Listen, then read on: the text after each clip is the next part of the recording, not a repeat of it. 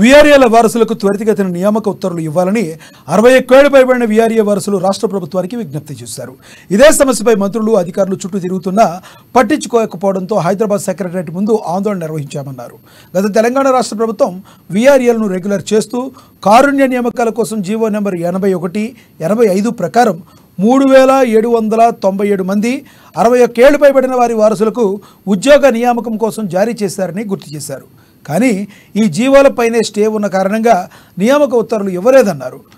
పైకోర్టు division bench ఉత్తర్వుల అనుసారం GO number 81 పైన ఉన్నట్టే స్టే ఎత్తివేసిందని పేర్కొన్నారు. తమ కుటుంబాల పరిస్థితి అగమ్యగోచరంగా మారడంతో పాటు మానసికంగా కూడా ఎంతో కుంగిపోతున్నామని తెలిపారు.